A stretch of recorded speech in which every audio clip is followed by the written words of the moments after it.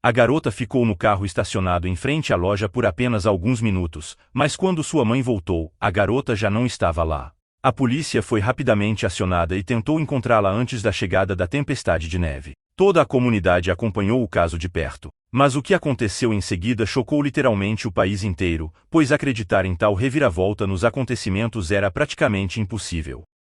Carissa Boudreau nasceu em 4 de outubro de 1995 em uma pequena cidade canadense chamada Yarmouth. Os pais da menina se separaram antes mesmo de seu nascimento, mas seu pai sempre esteve ativamente envolvido em sua vida já que eles moravam na mesma cidade. Carissa era uma criança ativa e alegre, gostava de sair com os amigos e praticar esportes, mas sua verdadeira paixão eram os animais. Ela adorava passar tempo com eles e até começou a pensar em se tornar veterinária no futuro. Pouco depois do nascimento da filha, sua mãe, Penny, iniciou um relacionamento com outro homem, e Carissa morou com eles por 10 anos. Após o término desse relacionamento, Penny se envolveu com outro homem chamado Vernon Macumber, e eles se mudaram para a cidade de Bridgewater. Carissa não ficou satisfeita com essa mudança, pois amava passar tempo com o pai. Eles se encontravam com frequência, apesar dos esforços de seu novo padrasto para construir um bom relacionamento com ela. Carissa não se dava muito bem com o novo parceiro de sua mãe. Todos esses fatores levaram Carissa a discutir frequentemente e brigar com a mãe.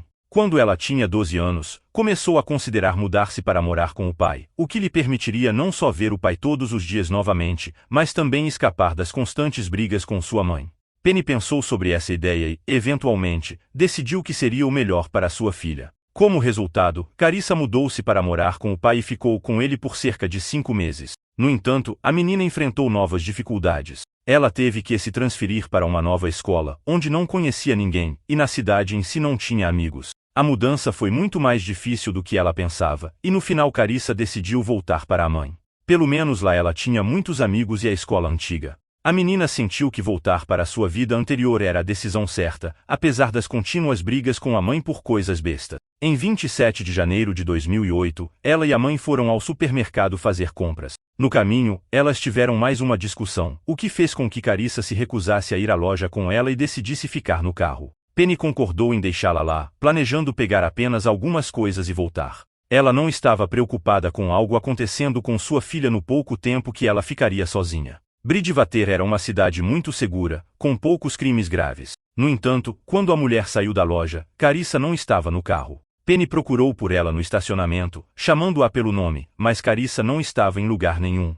Era janeiro e estava muito frio, uma forte tempestade de neve estava prevista para a noite. A mulher duvidava que a menina decidisse sair com esse tempo, então imediatamente decidiu contatar a polícia. Os policiais iniciaram a busca rapidamente, eles precisavam encontrar a menina antes da tempestade começar, pois procurar ela depois da tempestade diminuiria drasticamente as chances de achá-la. Depois de um tempo, decidiram realizar uma coletiva de imprensa, na qual Penny apelou ao público em busca de ajuda. Ela também pediu à sua filha, caso ela tivesse saído por conta própria, que voltasse para casa. Enquanto isso, os policiais falavam com os amigos e conhecidos de Carissa, mas ninguém a tinha visto naquele dia. O estacionamento do centro comercial não estava sob vigilância e as câmeras dentro da loja só capturaram Penny. Isso não os aproximava de encontrar Carissa. Naquele momento, a principal teoria dos investigadores era que após a discussão entre a menina e sua mãe no carro, Carissa ficou chateada e decidiu ou dar um passeio ou simplesmente fugir. Mas o fato de não conseguirem encontrá-la em uma cidade pequena os levou a suspeitar que algo terrível aconteceu com ela depois que saiu do carro.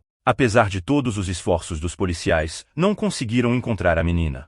À noite, a tempestade de neve começou e os policiais só puderam retomar a busca no dia seguinte. Mas mesmo assim não tiveram sucesso, até que no terceiro dia, eles finalmente receberam uma pista. Em 29 de janeiro, um homem estava dirigindo pela estrada fora da cidade e notou uma bota rosa na neve na beira da estrada. Como todos os moradores de Bridgewater, ele ouviu falar do desaparecimento da menina e imediatamente decidiu contatar a polícia. Os policiais levaram a bota e a mãe de Carissa confirmou que pertencia à sua filha. Os policiais concentraram suas buscas nessa área. No entanto, todas as tentativas de encontrá-la não tiveram resultado. As operações de busca continuaram por mais 2 semanas. Em 9 de fevereiro, a polícia recebeu uma ligação.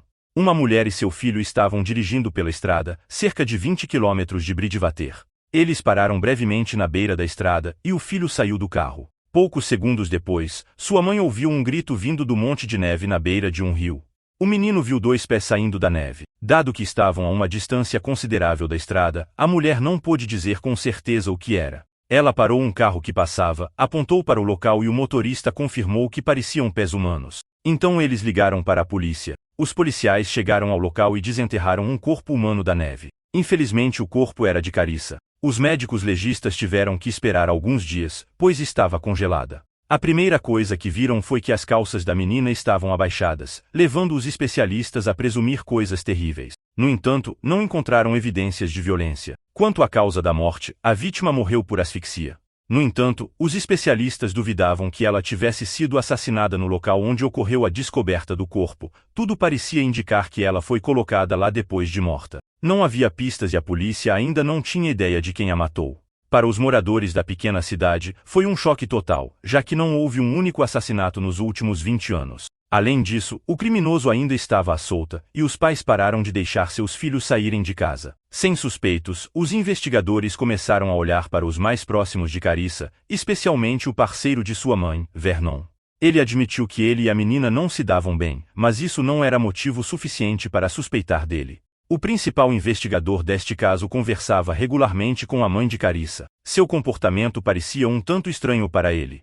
Antes mesmo de encontrarem o corpo de sua filha, ela praticamente não fazia perguntas sobre o progresso das buscas e, na maioria das vezes, permanecia em silêncio. Quando o corpo foi encontrado, ela nem mesmo perguntou a causa da morte, o que também era muito suspeito. Os investigadores decidiram revistar o quarto de Carissa na esperança de encontrar alguma pista. Lá, encontraram 2 notas, algo como um diário pessoal da vítima. Na primeira nota, datada de 2 de dezembro de 2007, a menina fez uma lista do que não gostava. Havia itens como mamãe namorando Vernon, ela me fez mudar para cá e não gosto que Vernon viva conosco. Na segunda nota, a menina também reclamou de não gostar de morar no apartamento e se sentir constantemente pressionada lá.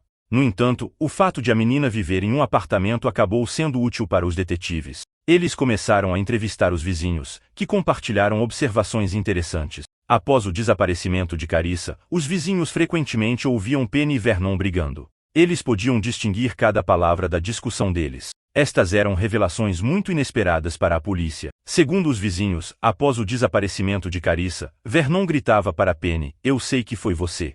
E também dizia coisas como: "Por que você me envolveu nisso?" No dia em que o corpo foi encontrado, Vernon gritou para Penny: "Como você pôde fazer isso? Eu não entendo por que você precisava me envolver nisso." Essas revelações pegou os detetives de surpresa. 3 dias após a descoberta do corpo, eles interrogaram Penny e Vernon separadamente. Os investigadores perguntaram à mãe se ela tinha alguma ligação com a morte da filha ou se estava escondendo algo da polícia, mas ela apenas repetia que seu advogado a aconselhou a não responder a nenhuma pergunta. Vernon também não estava disposto a compartilhar nenhuma nova informação. Então, os detetives elaboraram um plano. Considerando que não tinham absolutamente nenhuma evidência para resolver esse caso de grande repercussão, tiveram que recorrer à força. Eles prenderam Penny e Vernon, colocando-os em celas separadas na delegacia. Cada um deles foi colocado sob a vigilância de policiais disfarçados, que se passavam por outros detidos e tentariam conversar com eles. Infelizmente, nenhum deles compartilhou qualquer nova informação.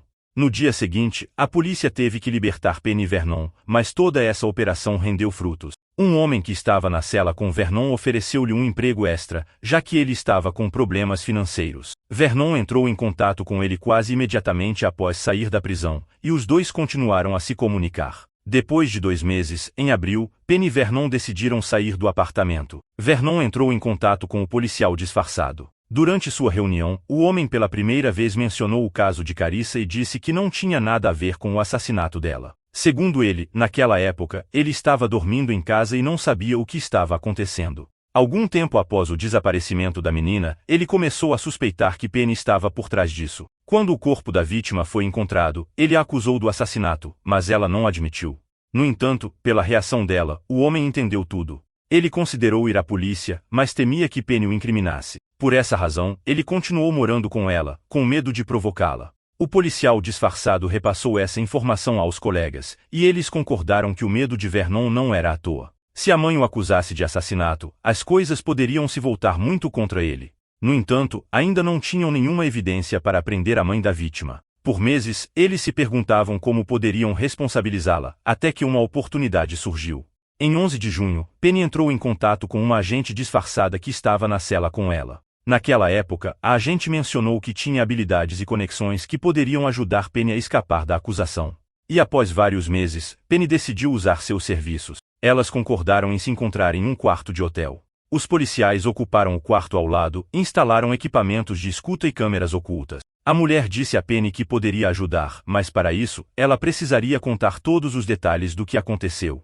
Isso supostamente era necessário para entender a gravidade do problema e encontrar a melhor solução.